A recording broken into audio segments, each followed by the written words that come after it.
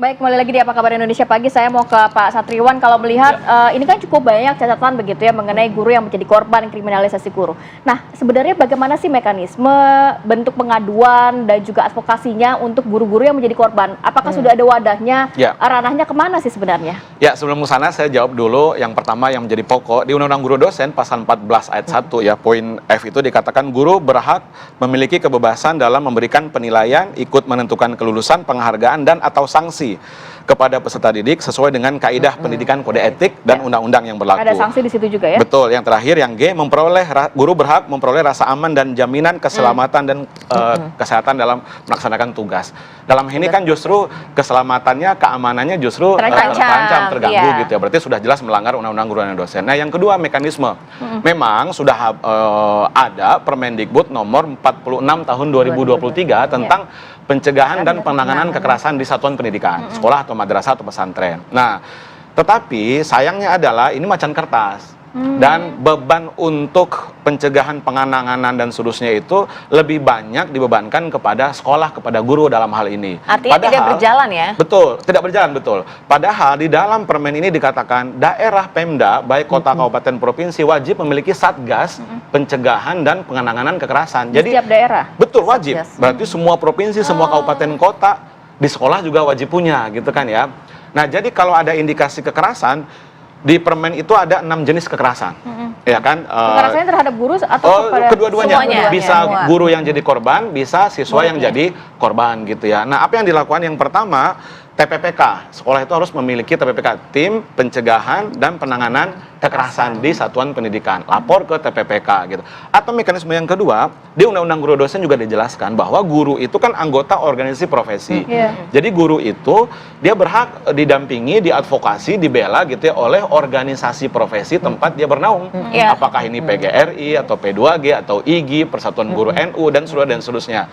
Nah, yang ketiga, di dalam Permendikbud nomor 10 tahun 2017 tentang perlindungan guru dikatakan, pasal 4 itu, pemenuhan dan atau pemulihan hak pendidik dan tenaga kependidikan dan seterusnya dapat berupa bantuan kepada pendidik, tenaga kependidikan untuk mendapatkan penasihat hukum dalam penyelesaian perkara melalui proses pidana, perdata, tata usaha negara, dan pemenuhan ganti rugi bagi guru. Ini yang tidak bekerja. Jadi itu beban guru sendiri yang menjadi korban jadi guru yang memikirkan sendiri gitu. Akhirnya teman-teman LBH dan sekolah bagaimana?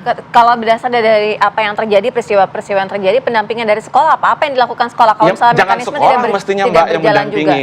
Jangan sekolah justru, tetapi Satgas itu. Satgas. Tapi maksudnya paling tidak sekolah melapor tidak sih bahwa ini ada peristiwa-peristiwa seperti ini, dibutuhkan Satgas? Karena kan tadi Satgasnya tidak diberikan dari Pemdanya begitu kan? Betul. Nah, ya guru memang ini harus menjadi PR juga ya, pemahaman guru tentang haknya guru-guru, perlindungan terhadap guru, ada 4 jenis perlindungan tadi, profesi, hukum, kesehatan, keselamatan kerja, hak kekayaan intelektual. Ini memang sangat minim juga ya pemahaman guru. Kadang-kadang sekolah tuh juga agak menutup-nutupi kalau ada suatu kejadian atau kasus kekerasan di sekolahnya karena mungkin mempengaruhi image dari sekolah tersebut. Mereka khawatir. Jadi ini sebenarnya bisa jadi peristiwa terhadap guru ini ya tadi gunung es lebih banyak lagi sebenarnya mungkin cuma tidak terekspos saja. Tapi berarti missing link-nya di mana ya? Mekanisme itu kan tidak berjalan. Padahal kan seharusnya tupoksinya sudah ada masing-masing gitu kan. Kami melihat parsial. Aturan Permendikbud ini parsial gitu. Jadi Satgas dan seterusnya itu berdiri sendiri-sendiri, beban untuk pencegahan dan penanganan kekerasan itu dibebankan kepada sekolah, padahal tugas guru itu kan banyak ya, tidak hanya persoalan kekerasan ya Bu Tiva, mengajar, membimbing, melatih, jadi pembimbing ekstrakurikuler, wali kelas, bla bla bla gitu kan. Tapi yang absen di sini bagi kami adalah yang sangat disayangkan di level pemerintah daerah gitu. Tidak ada perannya ya. Betul. Yang kedua adalah organisasi profesi itu juga wajib memberikan melindungi betul, ada di Undang-Undang Guru dan Dosen gitu. Bahkan ketika ada dugaan guru melanggar kode etik mestinya nggak langsung karena hukum, tapi diselesaikan di betul dewan termasuk di dewan kode etik atau di mahkamah kehormatan organisasi profesi, nggak langsung ke pidana. Oke, Bu Latifah, kalau di atas kertas ini sebenarnya sudah sangat jelas, sudah sangat melindungi guru-guru begitu ya. Tapi saat ini kondisinya tidak seperti itu. Bagaimana juga memang ini baru ya, kan Permendikbud Ristek nomor 46 ini baru tahun 2023. Jadi memang kita akan mendesak ya agar ini disosialisasikan lebih Masif lagi. intensif dan masif, dan juga dicek efektivitasnya. Misalnya tadi TPPK di sekolah ataupun satgas di tingkat pemerintah ya, di tingkat kabupaten kota ataupun provinsi, apakah sudah terbentuk, dan apakah kasus-kasus yang ada bukan hanya orang komplain tapi tidak dihandle gitu ya. Jadi apakah kasus yang masuk betul-betul kemudian ditangani sampai tuntas. Nah ini menarik ya, karena apa yang sebenarnya aturan itu bagus tetapi belum sepenuhnya dilaksanakan. Nah sehingga sampai kasus-kasus seperti ini terjadi, ya mudah-mudahan dengan kasus ini menjadikan kita lebih bersemangat memastikan aturan ini ditegakkan. Tapi paling tidak begini, ketika ada guru-guru seperti kejadian yang sudah ada ya, guru-guru juga berusaha untuk mendisiplinkan anak murid. Jangan sampai tadi Ibu Hetifah sempat bilang ya, jangan sampai guru juga jadinya trauma kan, ingin meluruskan. Nah itu bagaimana ini ya memberikan? Menarik ya, sebab sekarang ada satu tuntutan yang memang berbeda terhadap guru, dan harus dicari berbagai metode untuk bisa mendisiplinkan anak dengan cara-cara baru. Karena dulu gitu ya, kita kan tahu ya pasti ada menyangkut fisik minimal, atau membuat anak misalnya katakanlah dihukum lari 100 kali itu juga membuat suatu efek yang sebenarnya kurang bagus, sehingga anak menganggap bahwa berlari itu sebagai hukuman, padahal ini sesuatu yang sehat ya bagi kita untuk membiasakan anak juga jogging dan sebagainya. Nah jadi berarti mungkin bentuk-bentuk hukuman itu juga harus kita ciptakan gitu ya, sesuatu yang memberikan efek tetapi tidak membahayakan si anak dan juga tidak memberikan dampak yang juga negatif untuk jangka panjang. Trauma-trauma yang tidak perlu gitu, seperti anak trauma berolahraga karena dia selalu menganggap olahraga itu hukuman. Nah ini menuntut guru untuk juga lebih memiliki satu kedekatan tersendiri, dan tadi ada ahli-ahli baik itu bimbingan konseling maupun psikolog yang bisa memahami kondisi psikologis setiap anak. Kalau memang sudah ada indikasi anak ini berbeda, kemudian ada kecenderungan dia juga bisa menjadi harus ditangani oleh pelaku kekerasan, memang harus ditangani oleh ahlinya. Tidak bisa seorang guru yang tidak bisa, bukan tanggung jawabnya dia ya. Betul. Bu Hetifah, tapi kalau melihat kan saat ini miris ya, sebenarnya kan guru ini pahlawan tanpa tanda jasa. Kemudian juga di mana semua ilmu itu diberikan oleh guru kepada muridnya. Tapi saat ini justru marwah guru ini sudah hilang. Nampaknya banyak murid, orang tua murid yang tidak respect lagi. Bagaimana mengembalikan hal ini, Bu?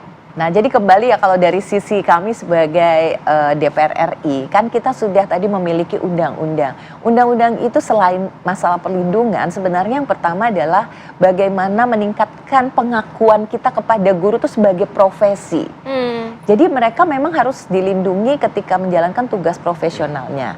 Tapi sebagai profesi, mereka juga memiliki hak untuk mendapatkan satu masukan untuk mengasah kompetensi mereka secara berkelanjutan.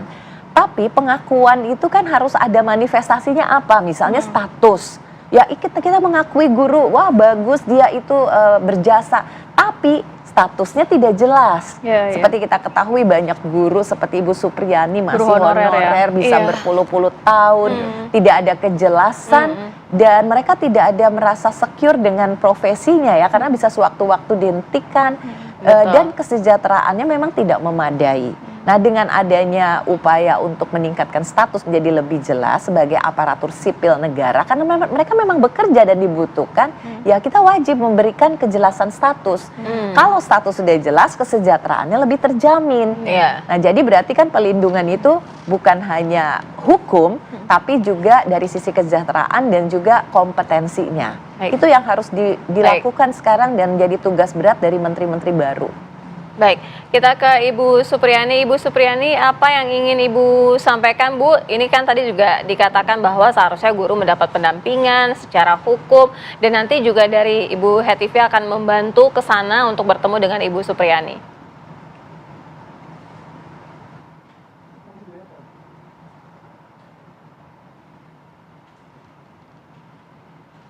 Baik, Ibu Supriyani.